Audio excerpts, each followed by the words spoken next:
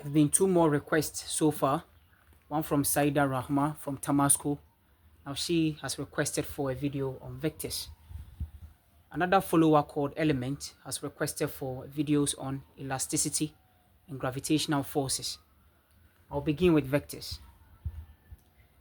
If you could recall, back in JHS, we already have an idea that there are two main quantities, scalar quantities and vector quantities. The scalars have only magnitude and the vectors have both magnitudes and directions. So forces, accelerations, velocity, displacement, and a lot are vectors. Vectors are so important because they help to put more than one dimension together. If you happen to be an organism who lives in a straight line, that you are confined in only left and then right. If you are located somewhere, you can simply denote your location by just saying, I'm so and so meters or kilometers to the right, or I'm so and so meters or kilometers to the left, and that solves the case. So in 1D, vectors are not really necessary. But in 2D, where we have left and right, top and down, vectors are important. For that one, your location somewhere cannot simply be described by saying so and so meters or kilometers to the left or right. That will be wrong. It has to be denoted by a vector. And a vector is a quantity with a magnitude with an arrow, where the arrow points in the direction of it.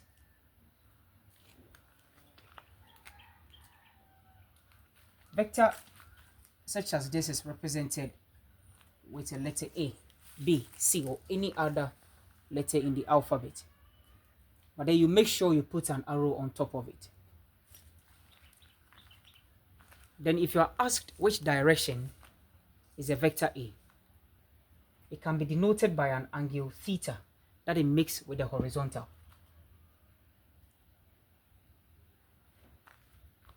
In so this is 2D. And now 3 dimensions on the 2D plane, you know this board is a 2D. Top down, left and right. But this is a 3D, like your head. Top down, left and right, back and forth. We have Y, we have X,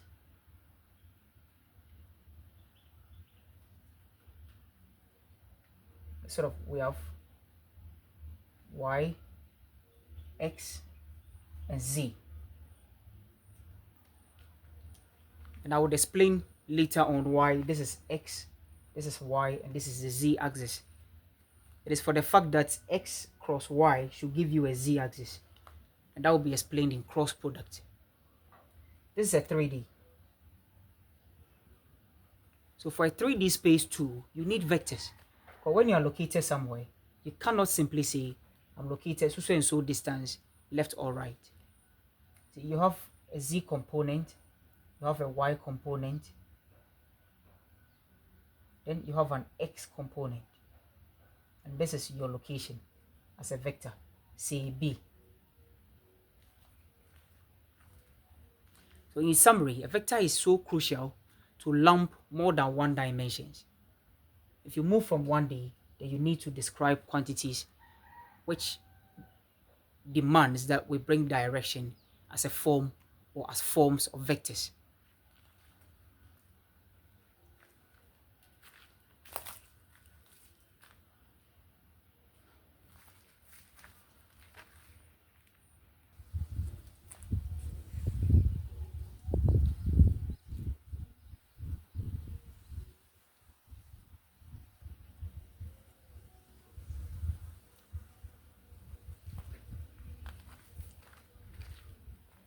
In 2D, let's begin with 2D.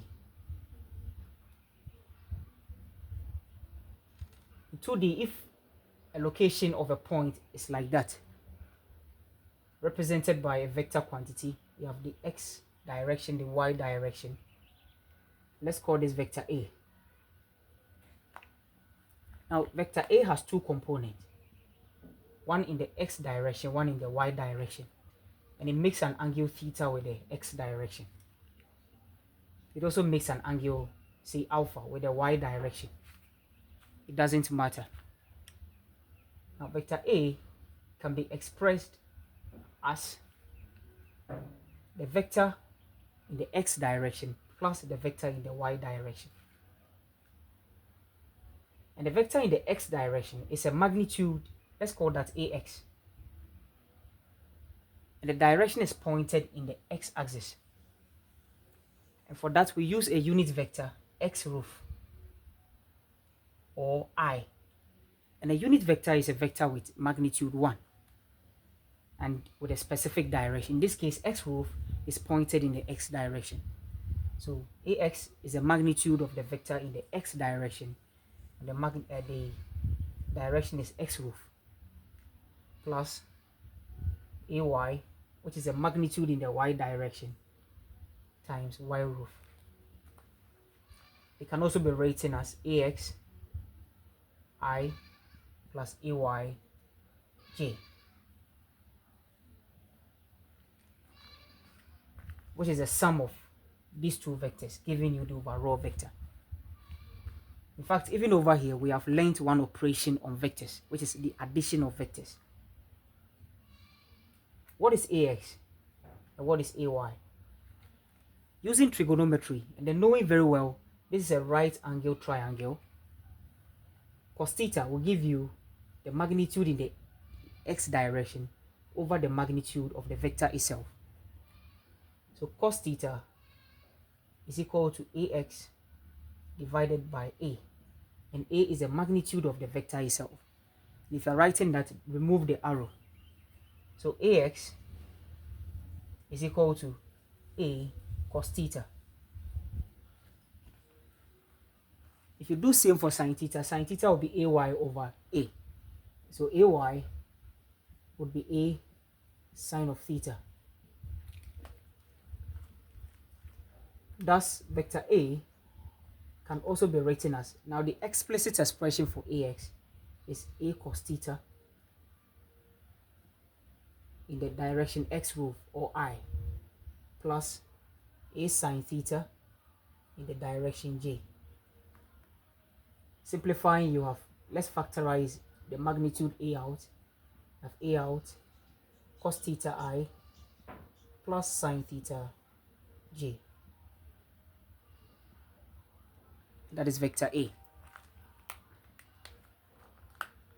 The next question we can ask ourselves is that,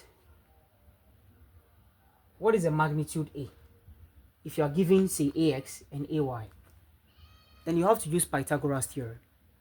The magnitude A is going to be equal to, now if we square that magnitude, it will be the ax squared plus ay squared. This is Pythagoras theorem.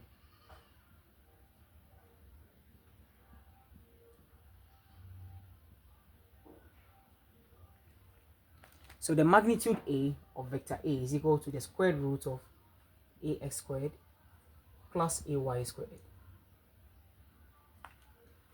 And if you want the angle that it makes with the horizontal, the tangent of theta will be ay over ax, opposite over adjacent. So tangent of theta will be ay divided by ax. So theta will be the tangent inverse of ay over ax.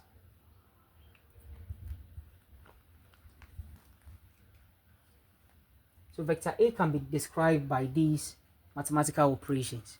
Its magnitude is that, its direction is that, its x component is this, its y component is that.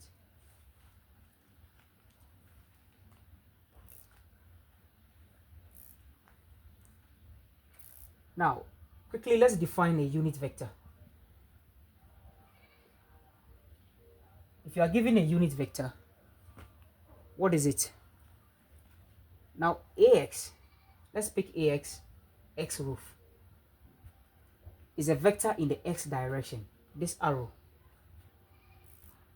is equal to the vector ax. So ax with an arrow on it. So if you need x roof, which is a unit vector, it is equal to the vector ax with an arrow on it divided by its magnitude. So a unit vector is a vector divided by its magnitude.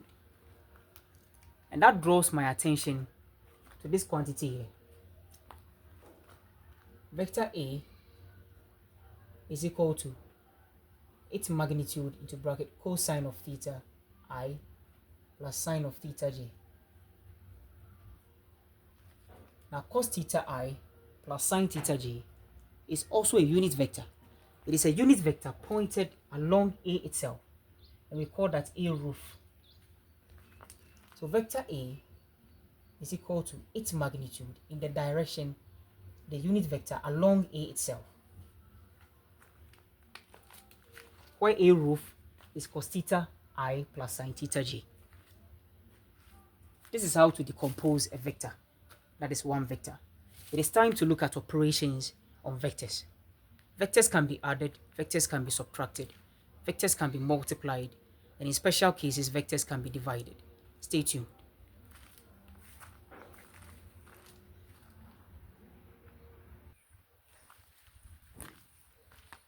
And we will start off with the addition of vectors. So, the Cartesian plane x, y, you may have one vector A, and you may have another vector B. Say an object is located here, and two forces.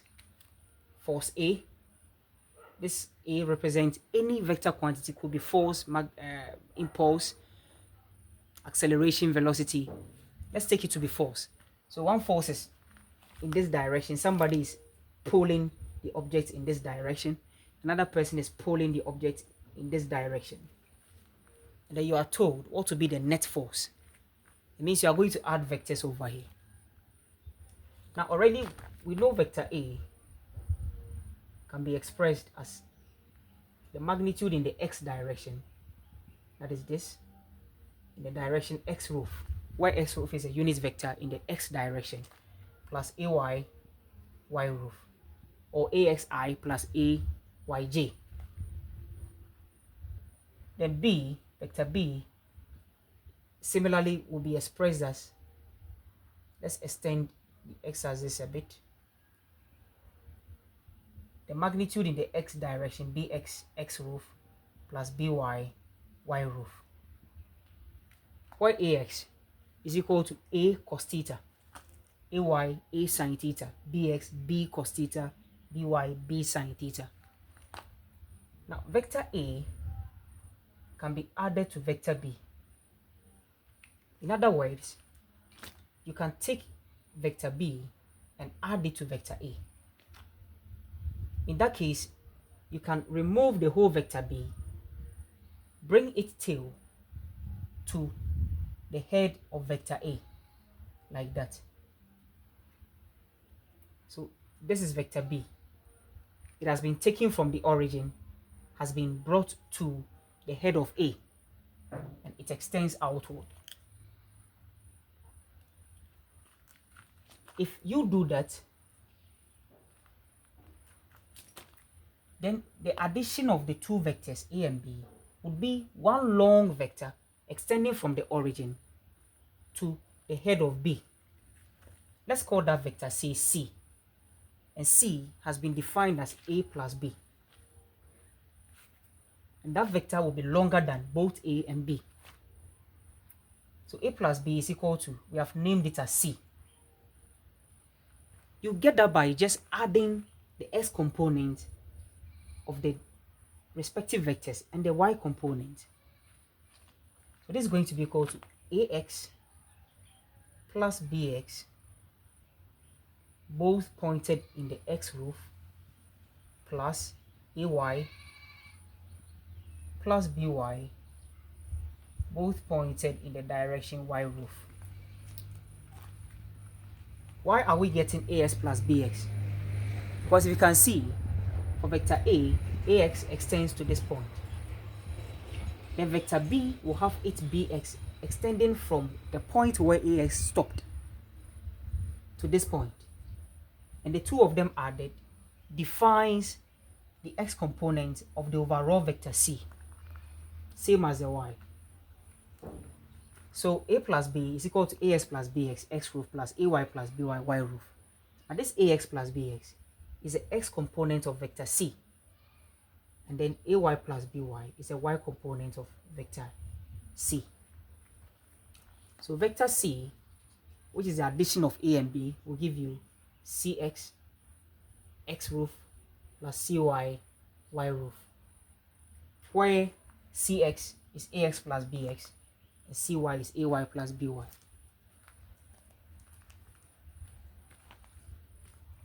In which direction is C pointed? It makes an angle theta with the horizontal. You can call it theta C, theta whatever. You can denote it by any arbitrary. It turns out that the tangent of theta is equal to, if you construct a right angle triangle from vector C, then it will be CY, which is the addition of AY plus BY, divided by CX, which is AS plus BX. So theta is equal to the tangent inverse of CY over CX. But you know CY, which is AY plus BY, and you know CX, AX plus BX. That is how we add vectors. So AX is A cos theta plus B cos theta, which will be A plus B cos theta. And AY is A sin theta plus B sin theta, the direction Y roof. You can express it in any way you like it to be.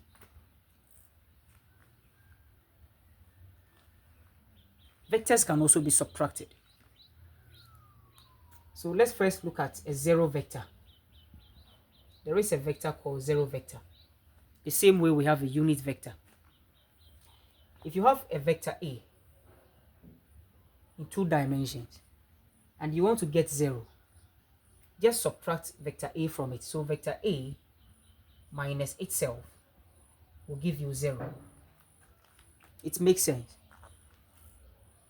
This can be written as vector A plus negative vector A. Still, that will give you 0. I just brought plus, I put the negative into brackets, and it's the same quantity.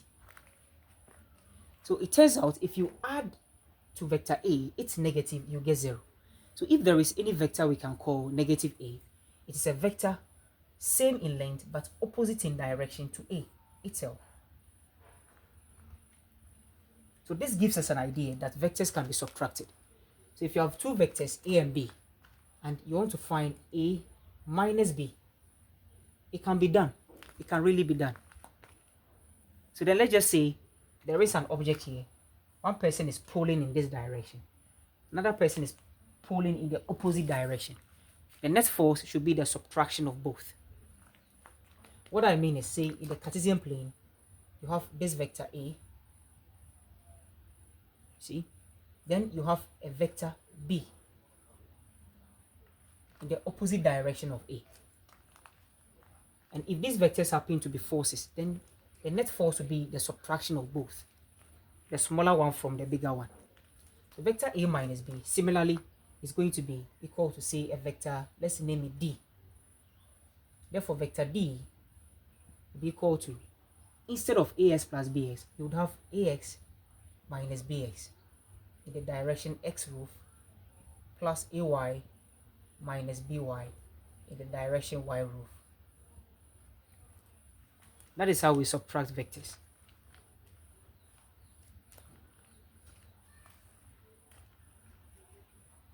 So AX minus BX will be DX, the X component of vector D, where D is a subtraction of the 2 vectors. And AY minus BY will be DY.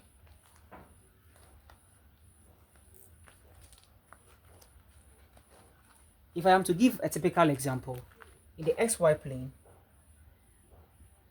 let's say vector A has x component 2 and y component 3. I'll call this vector A. Vector A has x component to be 2 in the I direction plus 3 in the j direction. Then you have another vector B, where B has the x component to be say 5 and say the y component to be say 2. So vector B is equal to 5i plus 2j. Then you are told to find A plus B. Just add. So A plus B will be equal to 2 plus 5 in the I direction plus 3 plus 2 in the j direction. So you have 7i plus 5j. That is A plus B. That's a typical example. Vectors can also be expressed in column form. So instead of 2i plus 3j, you have 2, 3. And these are elementary stuff. Similarly, if you are told to find A minus B, just subtract B from A. So it's going to be 2 minus 5, 3 minus 2. Simple operations.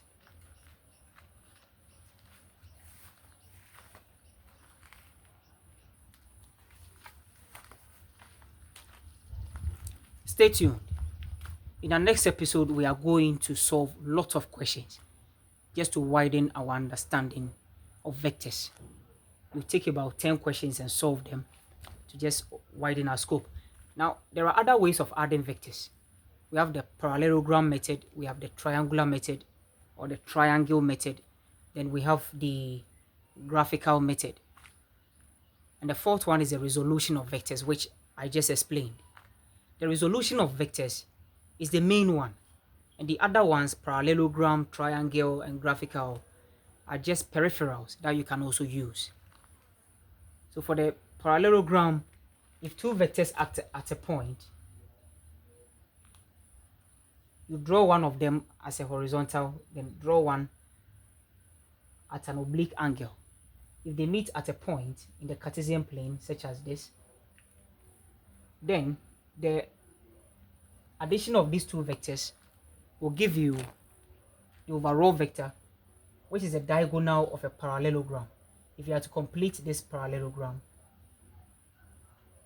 let's call this vector A and call this vector B. If you complete the parallelogram, this is also vector A, called they are parallel, and this is also vector B. But the addition of these two vectors A and B would be this diagonal. Let's call it vector C. So A plus B is equal to C. It makes sense where A, the head of A is at the tail of B, and the overall vector also will have its head at the place where B ends.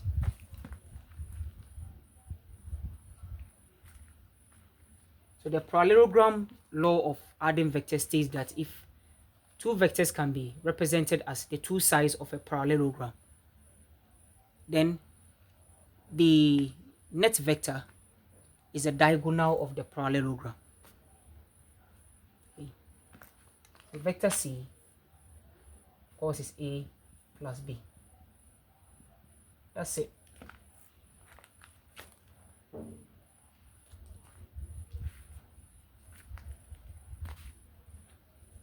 That's it. And if you know the angle between A and B, that is this angle, let's call it alpha, you can use a law that we call cosine law to find vector C. And to find the length of C, C squared is equal to A squared plus B squared minus 2 times AB. These are all magnitudes, cosine of the angle alpha between the two vectors A and B. This is called cosine rule.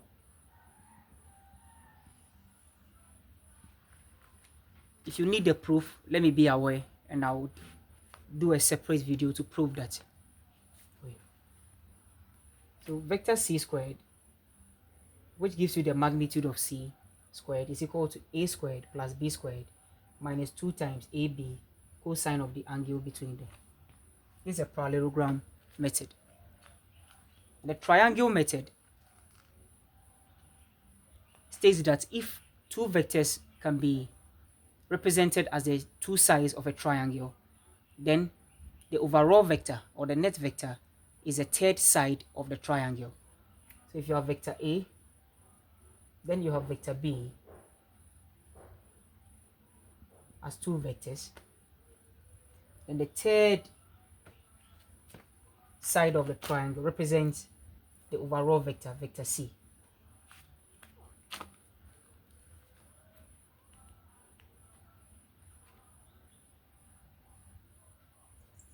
For that, if you want to do that, then you have to reverse A, so that the direction of A would be towards the head of C.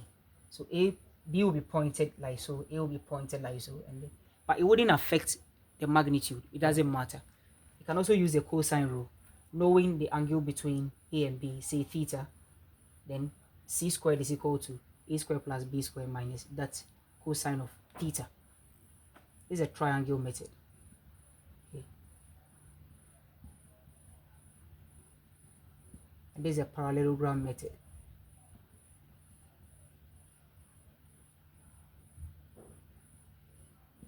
The third one is a graphical method. The graphical method, you have to use a graph sheet, and you choose a scale. So if the vectors are forces, one is say 40 newtons, one is say 80 newtons, maybe you can say every 1 centimeter you draw on your graph represents say 20 newtons. So for the 40 newton force, you draw 2 centimeters, and for the 80 newton force, you draw 4 centimeters. Then the overall vector, take your rule and measure that length, and you scale it to get the overall force. That is called a graphical method.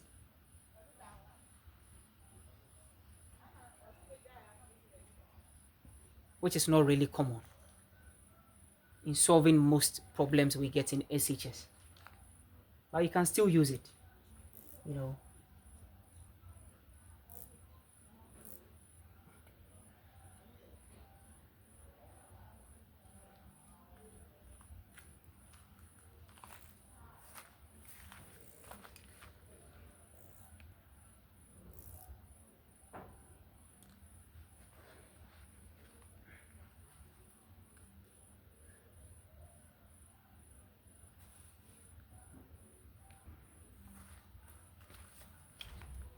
Kindly subscribe, share, click on the notification bell, comment, and like.